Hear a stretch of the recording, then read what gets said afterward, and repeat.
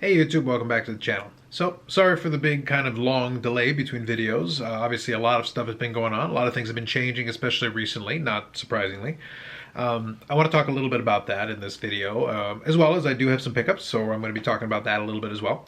But that's going to be kind of towards the end of the video. So what I'm going to do, just so that you can skip all of this if you want to and go straight to that, is that I'm going to put a timestamp in the description, and then also I'm going to try to pin a comment, and it'll have the time, whatever time in this video I basically go into the pickups part, of which there's some items. We'll get into that, but I do want to talk a little bit about kind of the elephants in the room, and one of them is, coronavirus, and then the other one is kind of the economy, and they're both kind of semi-related. There's a little bit of overlap between the two, but they're both kind of big enough things going on that they're kind of worth having a little bit of a discussion over. So I'll give you a little bit of context first, and then I'll talk into it. Because right now, a lot of people are throwing a lot of things out there, and I think it's beneficial to get a little bit of perspective from different places and different areas, and then kind of understand how different people are dealing with it. And this is kind of a chronicle of what's going on at the time that the videos are happening. So right now, I'm recording this kind of the end of the day on Friday the 13th. Lucky Friday the 13th. And it was a bit of an interesting day and an eventful day from my perspective, so I'll explain. I've kind of alluded to and mentioned it in a couple of videos that I live in Canada, hence all the hockey stuff. But the right now the whole coronavirus thing hasn't really. We're aware of it. It's, things are updating and changing daily, and we've started responding to it a little bit more strongly because everybody here knew that it was a matter of time before we started having to make those big adaptations. But things had been just kind of slowly changing and slowly ramping up, leading into this point. But today was kind of a big day in terms of things are starting to really move. Even though, from a relative perspective, I think things have been run reasonably well. Obviously, it could be better because it's never perfect, but there are some good steps being made. Long story short, you've got a lot of the hospitals are being prepared in different ways, and then you've got independent, separate from the hospital, testing centers, and things are being set up. The infrastructure is in place to kind of prepare people around here. So people are kind of making the steps to get themselves ready in whatever way they need to do. But that's kind of to counteract, two things that I've seen that really, I wouldn't say concern me, it's more like annoy me. And it's really unfortunate because you got two opposite ends of the spectrum, in my opinion. Strictly, everything I talk about here is just my opinion. Two opposite ends of the spectrum that are both not helpful. You got the people that are being hysterical and kind of going off the deep end, and that leads into really reckless, impulsive behavior, which is not beneficial. And then you got the people that kind of just writing it off and really are downplaying everything. And I kind of and I think the reasonable position is in the middle. And the reason I'll say so is this. We don't really know kind of how this is going to play out. We can take educated guesses, but the thing is, the more educated guesses I hear, the more I realize how uneducated most people are. So I hate hearing these educated guesses because anybody who makes a proclamation or an announcement, like a definitive statement on it, has no idea what they're talking about. Because even people who have more expertise are making projections and guesses based on different areas. I'll give them a little bit more credence, but it's still kind of an educated guess. The reason being is that you still have the unpredictable element of how people actually respond to the information they're getting. Even if they're getting good information, how do you respond to it is going to change how things are going to play out. And how long it's going to take and all that, we don't know yet. And the thing is, I don't know why there's such a rush to go out there and throw your 2 cents on the overall thing, because we're going to find out. And a lot of it is going to be getting that additional data. And I think my least favorite thing is where people throw out comparison to, the common flu and other things. And here's the problem. Even if we take it at face value, your problem with your thing is that you're taking something like a season of common flu where you can pull the numbers, and the numbers are out there. And some of the numbers being thrown out there are reasonably accurate, but they're incomplete. The reason I say so is this. When you're doing comparison things, the analogy I'll use is, imagine you're comparing a player's statistics in baseball. And you compare somebody's statistics over 162 games, and you go, all right, so this is what this is. And then you compare it to a sample size of the opening series of a different season. That's basically what we're talking about. Right now, we're in the opening series of a season that could last a little while. And comparing it to something else that's already been completed where we have the benefit of hindsight. We can go back and see, all right, this is what happened, this is how long this lasted, and whatever. That can be helpful for context, but it's incomplete if you're not comparing apples to apples. And right now, the two things are not apples to apples. Anybody comparing this to any other flu right now isn't valid because those other ones, we're past them. So you can look at the end result and say, okay, based on that, we're sure this is the same thing. It may or may not be. And that's kind of where I think people are being irresponsible, jumping to the conclusion already when we're really just getting started on the whole thing. And like I said, today was a microcosm of that. Things have been moving along steadily. Preparations are being made and people have been making plans and they've been understanding that the day was going to come. And today was the day. And when I say the day is this, I'm fortunate, more fortunate than most, is I work in Toronto, which is the most populous city in Canada. And obviously, anytime you're in the bigger city, and I come from the suburbs. So that means I basically have to hop on a train, which means it's full of commuter rush hour traffic. Less so today, but generally speaking, full of commuter rush hour traffic. And then I get to the main hub, the station, and then I also have to catch a subway to go uptown. So again, I'm stuck in a subway car full of a lot of people. So from a risk factor perspective, you're playing Russian roulette a little bit, and you're actually playing it twice to get there one way, and then playing it twice to go home the other way. Rush hour both times. Not a big fan of it, but as far as this whole thing is concerned, my thought process has always been the same.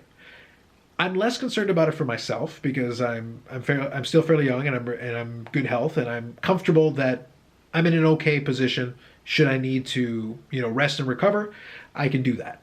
I can. As a contractor, though, it's one of those things where you don't really want to be knocked down for too long because if I don't go to work, I don't get paid. And that's why today was significant in the sense of how quickly things change throughout the course of a day. Really, the situation in Canada hasn't changed fundamentally, but the time had come where the organization that I work with had looked at it and things had been moving in that direction. And today was the day that we got the call saying, hey, all you contractors, let's look at getting you, network access so that you can take your laptops home and you'll be ready. Even though the official announcement hadn't been made to, work from home, they're like, well, we'll get you ready. That was in the morning. And then I went and filled it in, got it approved, all good. And we were trying to push it through because I wanted to make sure I had it done. Because from my personal perspective, like I said, I'm not so worried about myself. But I have family members that fall under that riskier group, a little bit older, and then with weaker immune systems. And I wanted to make sure that I didn't put them at risk. I have to kind of think outside of myself. And that's kind of the thing that I think a lot of folks forget. It's not necessarily so much about you. It's think about who else could potentially have problems if you're being reckless, if you're the one who's not, taking even reasonable precautions. You don't have to sit there and obsess and, scrub yourself down in soap every 5 seconds. Like, wash your hands a little bit. Try not to put yourself in a position where you can potentially get infected or at least be around other people when that happens. It's not unreasonable. Obviously, a lot of stuff is going on with leagues canceling and all that going on. But at the same time, it's just understanding that. And I'm aware that I touched my nose, and it's reflex, force of habit, unfortunately. But the point is, trying to take reasonable precautions is not unreasonable. But the reality was, throughout the course of the day, as we got into the afternoon, the other shoe dropped in the afternoon, where we got the announcement basically saying, effective immediately, if you're able to do your job, basically stay at home. And we knew that was coming, so it did. And that was good from my perspective because I was going to lobby for that anyway, for the reason that I outlined. I really didn't want to be taking 2 transits to get into work and then taking those extra chances along with the possibility of, causing problems for members of my own family. So that was very important. So I was going to push for it either way, but in this case it worked out. So I got to go home and then we're here. So now until further notice, I'm going to be working from home. Like I said, I'm in a fortunate position where I work in more of an IT kind of job, so I can take my laptop home, connect to the network, telecommute, get on a teleconference call with everybody and not necessarily skip a beat. So I can keep working at the same time while being at home. So if for whatever reason I do happen to fall ill or whatever, if I need to rest and recover, I can do that. It's a lot easier for me to do that from the house than it is to be somewhere else and then have all those complications leading into it. But not everybody has that. So there's 2 parts that I would say are kind of my big takeaways from it is one, do consider folks outside of yourself in the sense that you don't need to be hysterical. You don't need to lose your mind because, like I said, that's not helpful. But at the same time, don't be reckless. Don't be so cavalier about it that you're not even thinking about the possibility that somebody else may have an issue that you can prevent, even though you can't protect everybody. And that's, it's going to happen. But at the same time, that doesn't mean you should not try to help where you can. And by helping is as little as, washing your hands and taking those basic precautions. I don't think that's too much to ask. So that's kind of where I stand on that. That's kind of my main thing on that.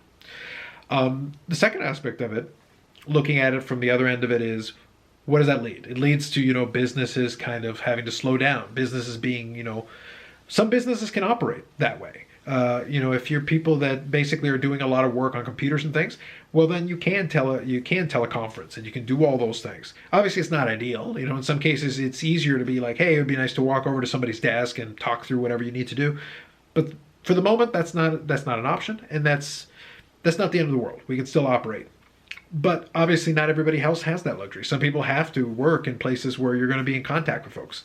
So you do want to think about that and understand that not everybody has the ability to be able to walk away unless they basically do get sick. And that's not necessarily a picnic for them either, because even the time away from work could mean they're not getting paid for it and all that stuff that relates to it. So let's just kind of keep that in mind when we're considering the inconveniences that some of us are dealing with are relatively minor to the real problems that some folks are going to have to deal with. And they're not going to have a choice in the matter.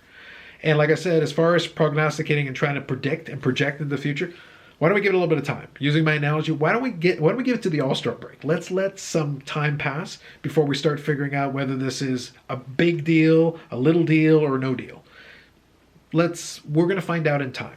That's really the main, if nothing else kind of carries over, that's the main driving thought that I have about it is, let's stop trying to predict the whole thing, especially those of us who really don't know what we're talking about.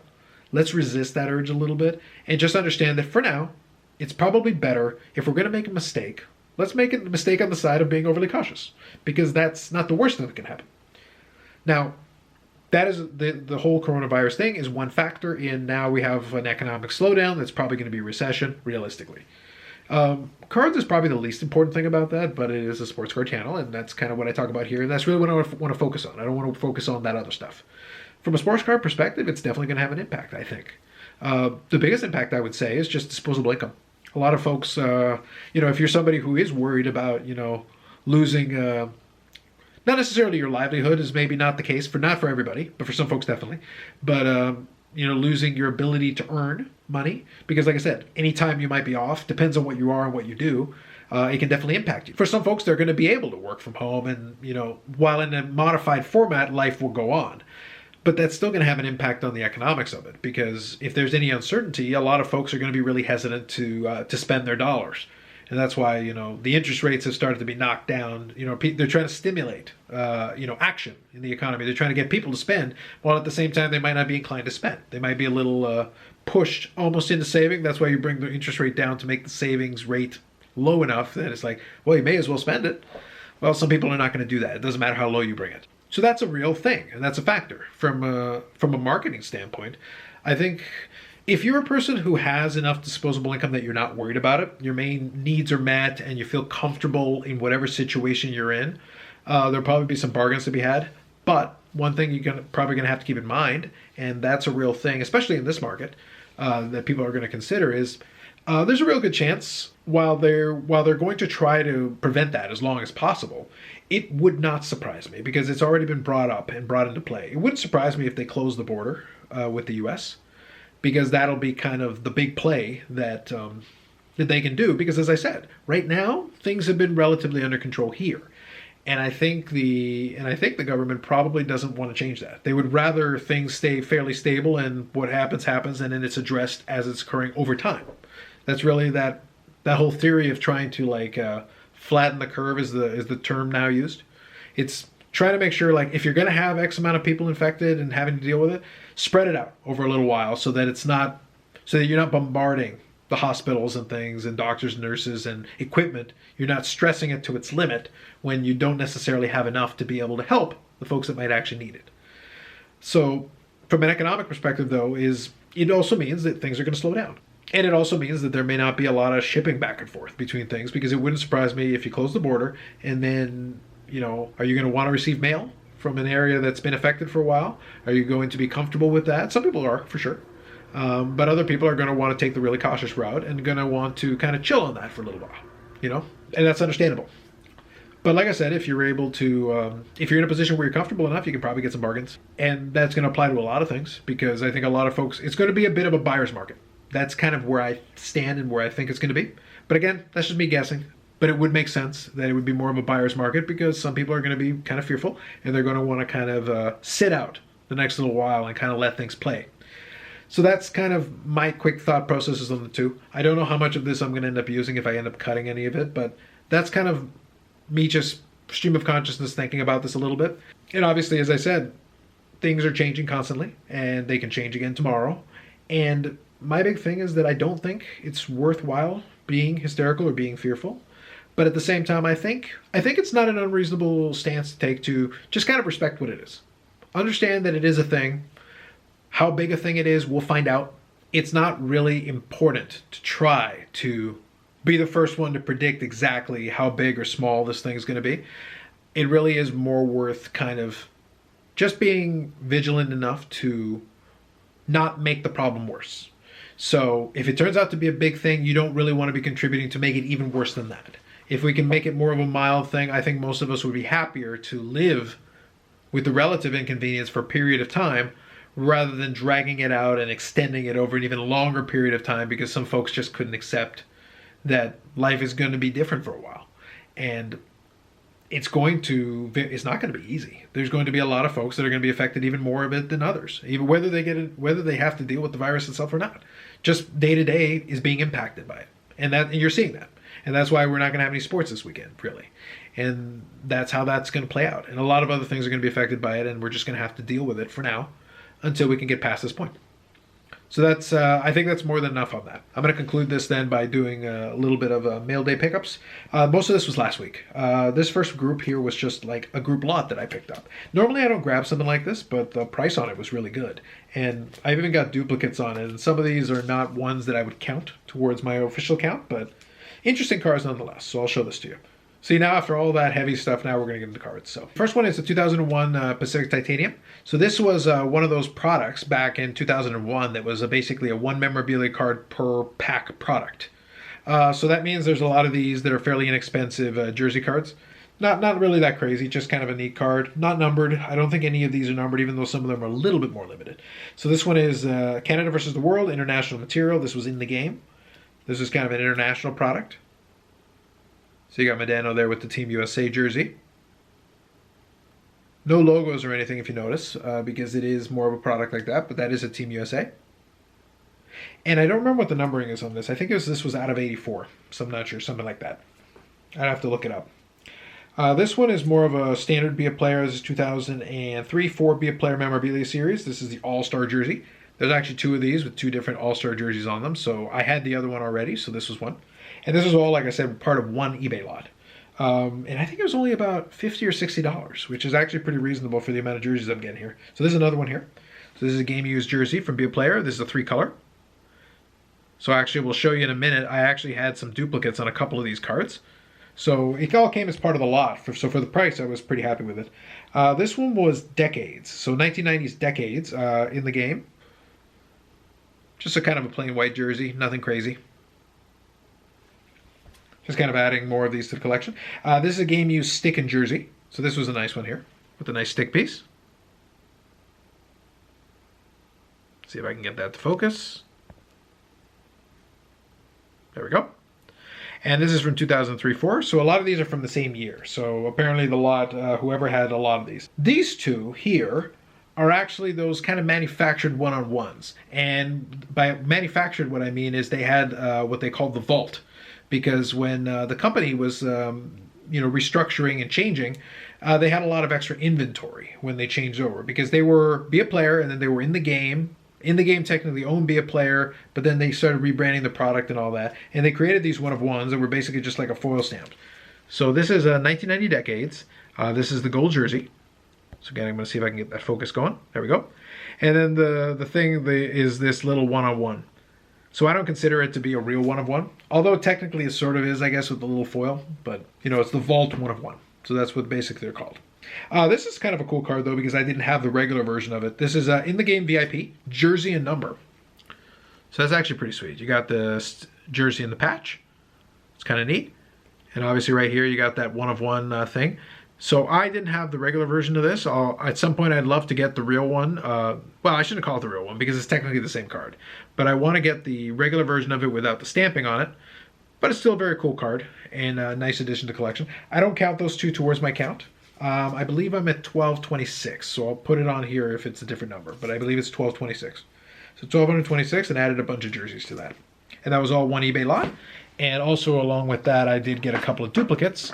I'll show you those real quick. So this one I already had. This was a Topps jersey card. First rounders.